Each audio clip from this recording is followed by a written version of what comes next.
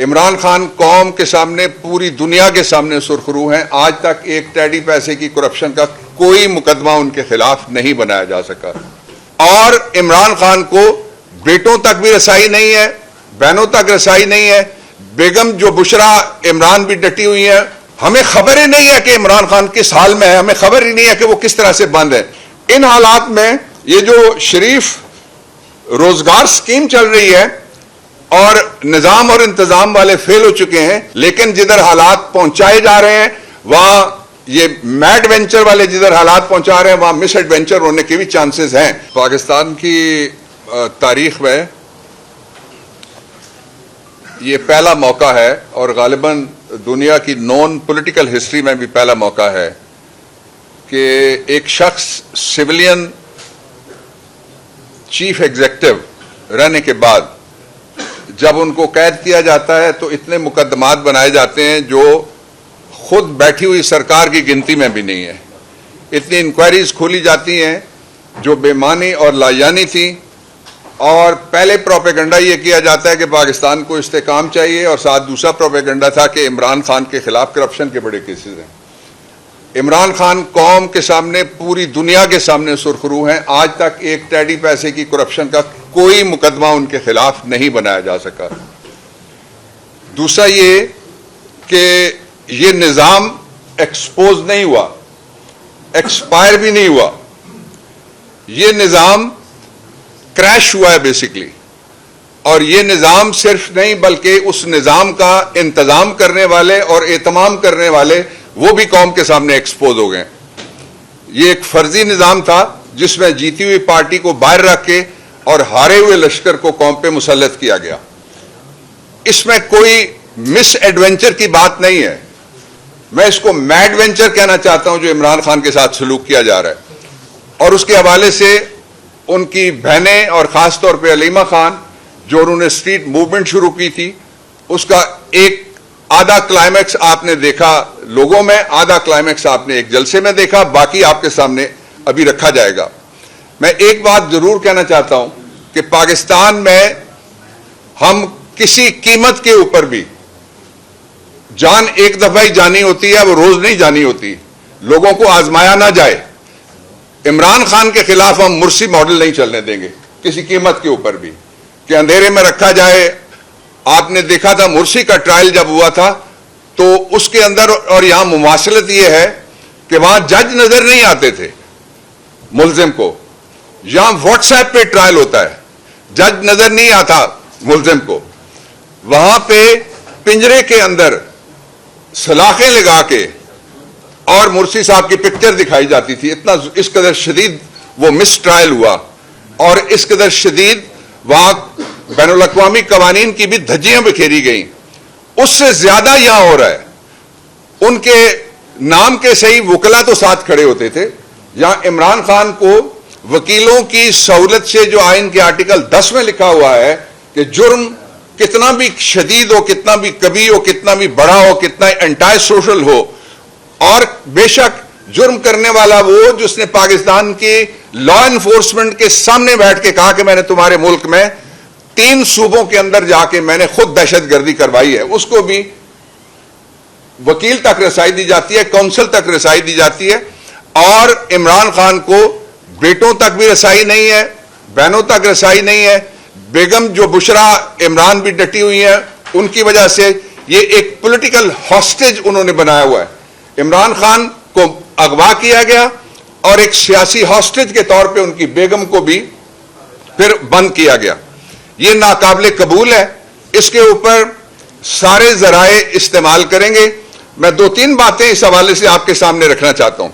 پہلی بات یہ ہے کہ عمران خان کی صحت, اس کے اوپر کوئی دو رائے نہیں ہو سکتی کہ ان کی صحت ٹھیک نہیں ہے, اور اس کے اوپر بھی کوئی دو رائے نہیں ہو سکتی کہ منڈیلا رولز کے مطابق اقوام متحدہ یہ کہتی ہے, پاکستان کے پریزن رولز کے مطابق ہمارا قانون یہ کہتا ہے, اور تو اور چھوڑیں موجودہ چیف جسٹس صاحب یہ خود ٹرائل کرتے رہے. میرے ساتھ انہوں نے اٹک قلعے میں اس وقت ایک فارمر منسٹر تھے, اس کے ٹرائل میں یہ کھڑے ہوتے رہے. ان کو تو انہوں نے خود ایک آرڈر کیا ہوا ہے کہ عمران خان کو ڈاکٹرز ان کی مرضی کے دیں اور نیا بورڈ تشکیل کریں. میں چیف جسٹس صاحب آپ سے درخواست کرنا چاہتا ہوں, جو بھی جاتا ہے نظام انصاف میں بھی گیا تھا, ایک سے زیادہ مرتبہ میں گیا ہوں ایگزیکٹو میں, مجھے واپس آنا پڑا, باروں میں واپس آنا پڑا. آپ ہمارا حصہ ہیں. میں ایک سینئر وکیل سپریم کورٹ کے اور فارمر لا منسٹر کی حیثیت سے آپ سے درخواست کرنا چاہتا ہوں کہ آپ اس ذمہ داری کو پہچانیں. ہمیں خبر ہی نہیں ہے کہ عمران خان کس حال میں ہے, ہمیں خبر ہی نہیں ہے کہ وہ کس طرح سے بند ہے. اگلی بات, جو انصاف کا ترازو ہے ان حالات میں, وہ خاص طور سے پنجاب میں اور پورے یا سندھ کے علیم بھی بیٹھے ہوئے ہیں, پورے ملک میں عمومی طور پہ لوگ سمجھتے ہیں کہ انصاف کا ترازو اٹھا کے اس نظام نے تھانے دار کے ہاتھ میں دے دیا.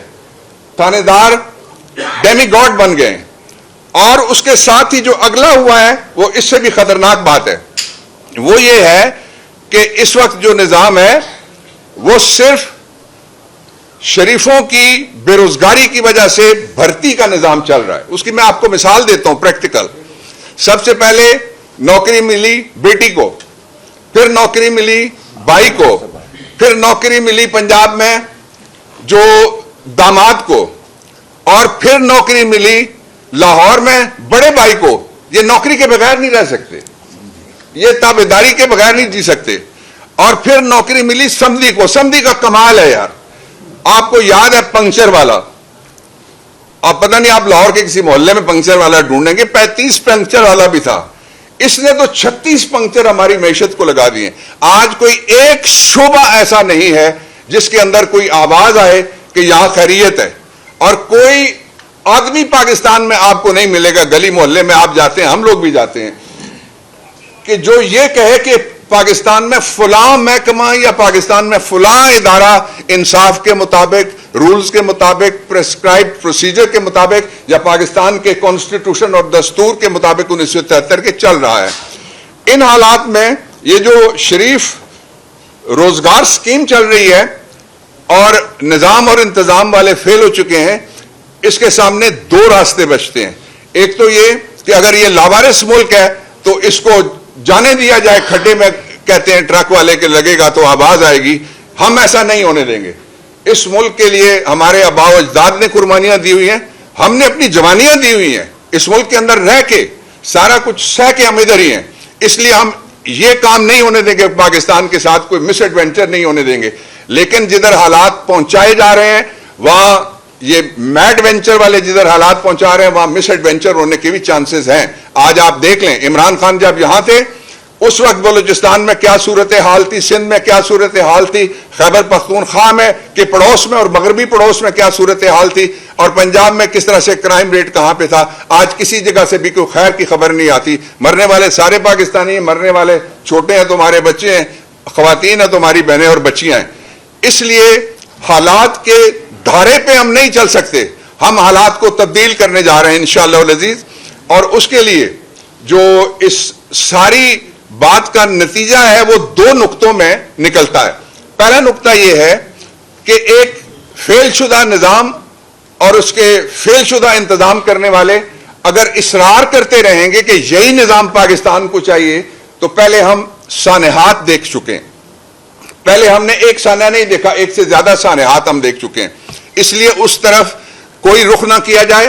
پاکستان کے لوگوں کو دو طریقے ہیں, ایک یہ کہ عمران کو ریلیز کر کے, اور جو حکومت ہے آپ فارم 47 نکالیں گے تو 24 گھنٹے میں پاکستان کے اندر جمہوریت آ سکتی ہے. یہ شارٹیسٹ راستہ ہے. دوسرا راستہ یہ ہے کہ ایک فیئر الیکشن کمیشن اپوائنٹ کیا جائے, ایک فیئر پروسیس آف الیکشن ہو, جو ووٹ دیتے ہیں ان کے ووٹ گنے جائیں, ووٹ گننے والے اپنی جیب سے نکال کے ووٹ نہ گنیں, اور ایک نیا الیکشن ہو. لیکن اس سے پہلے فوری طور پہ جو دوسرا نقطہ ہے وہ یہ ہے کہ عمران خان کی خیریت پوری دنیا کے اندر آوازیں اٹھ رہی ہیں. پاکستان, عمران خان پاکستان کی جان ہے اور پاکستان عمران خان کی جان ہے. لازم و ملزوم ہے دونوں, عوام کے حد تک بھی اور ریاست کے حد تک بھی. اس لیے فوری طور پہ عمران خان کی خیریت جاننے کے لیے ان کی فیملی کو رسائی دی جائے, ان کی بیگم صاحبہ کو رسائی دی جائے, بیٹوں سے بات کروائی جائے. اس پہ بھی آرڈر ہے سپریم کورٹ آف پاکستان کے موجودہ چیف جسٹس صاحب کا کہ بچوں کے ساتھ جو آپ بات کراتے ہیں وہ پیریوڈیکلی مہینے میں 2 سے 3 دفعہ وہ کروائیں, وہ فوراً کروائی جائے.